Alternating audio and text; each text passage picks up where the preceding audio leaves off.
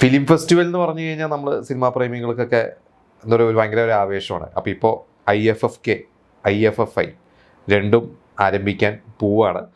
അപ്പോൾ നമ്മളെ മലയാള സിനിമയ്ക്ക് വളരെയധികം അഭിമാനിക്കാൻ പറ്റിയ കുറേ കാര്യങ്ങളുണ്ട്. അപ്പോൾ നമുക്ക് അതിനെക്കുറിച്ചൊന്ന് ഡിസ്കസ് ചെയ്യാം. ഈ മാസം 20-ാം തീയതി മുതൽ 28 വരെയാണ് ഗോവയിൽ IFFK നടക്കുന്നത്.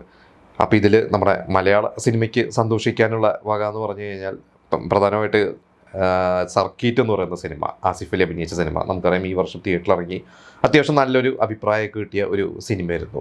ആ ഒരു സിനിമ സുവർണ മയൂരത്തിനായിട്ട് മത്സരിക്കുകയാണ്.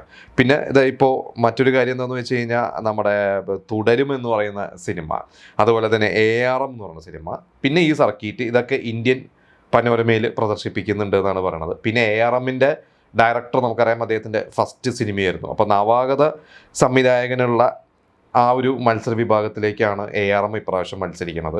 അപ്പോൾ ഇതൊക്കെ നമുക്ക് മലയാള സിനിമയ്ക്ക് വളരെ അഭിമാനിക്കാൻ പറ്റിയ കാര്യങ്ങളാണ്. കാരണം സിനിമ തിയേറ്ററിലും വർക്കായ സിനിമകളാണ് ഇപ്പോൾ ഫെസ്റ്റിവൽസിനും പോകുന്നത്. അപ്പോൾ ആ പണ്ടൊക്കെ നമുക്കറിയാം ഫെസ്റ്റിവൽസിൽ പോകുന്ന പല സിനിമകളും തന്നെ തിയേറ്ററിലൊന്നും ചിലപ്പോൾ വർക്കാവില്ല. പക്ഷേ ഇപ്പോൾ ഓൾറെഡി തിയേറ്ററിൽ വർക്കായ സിനിമകൾ തന്നെയാണ് ഫെസ്റ്റിവൽസിൽ പ്രദർശിപ്പിക്കുന്നത്. ഈ വർഷം നമുക്കറിയാം ARMന് വേണ്ടി അഭിനയത്തിന് ടോവിനോവിന് പ്രത്യേക അവാർഡ് കിട്ടി, നമ്മുടെ സംസ്ഥാന അവാർഡ് കിട്ടി.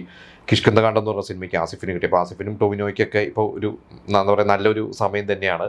ഇപ്പോൾ സർക്കീറ്റ് നമ്മൾ പറഞ്ഞു മത്സര വിഭാഗത്തിലാണ് മത്സരിക്കുന്നത് എന്നുള്ളത്. അപ്പോൾ അതുകൂടാതെ മൊത്തം 15 ഇന്ത്യൻ സിനിമകളാണുള്ളത്. അതിൽ ഇതുകൂടാതെ മെയിനായിട്ടുള്ളത് നമ്മുടെ അമരൻ എന്ന് പറയുന്ന സിനിമ, നമുക്കറിയാം ശിവകാർത്തികേയൻ്റെ അമരൻ ഭയങ്കര ഹിറ്റായ സിനിമ, രാജ് കമൽ ഫിലിംസിൻ്റെ സിനിമയാണ്. പിന്നെ ഒരു മറാത്തി സിനിമയുണ്ട്. ഇങ്ങനെ 3 സിനിമകൾ കൂടാതെ മൊത്തത്തിൽ ഒരു 15 സിനിമകൾ കൂടിയാണ് മത്സരിക്കുന്നത്. അപ്പോൾ എന്തായാലും അതൊരു ഭയങ്കര ഒരു ആവേശം തന്നെയാണ്. കാരണം IFFK പോവുക എന്ന് പറയുന്നത് എല്ലാ വർഷവും ആ ഒരു സമയമൊക്കെ ഞാൻ ബാഗൊക്കെ എടുത്തിട്ട് ഒരുവിധം എല്ലാവരും ഗോവയ്ക്ക് പോകുന്നതാണ്.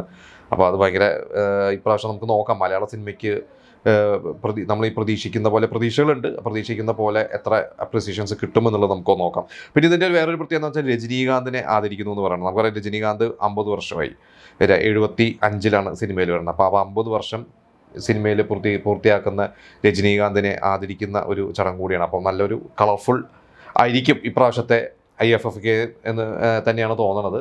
എന്തായാലും നമുക്ക് നോക്കാം. ഇനിയിപ്പോൾ IFFK കഴിഞ്ഞിട്ട് അതിൻ്റെ ഒരു റിസൾട്ടും കാര്യങ്ങളൊക്കെ വരട്ടെ, എന്നിട്ട് നമുക്കൊന്ന് അതിനെക്കുറിച്ചുള്ള ഒരു ഡിസ്കഷൻ നമുക്ക് നടത്താം.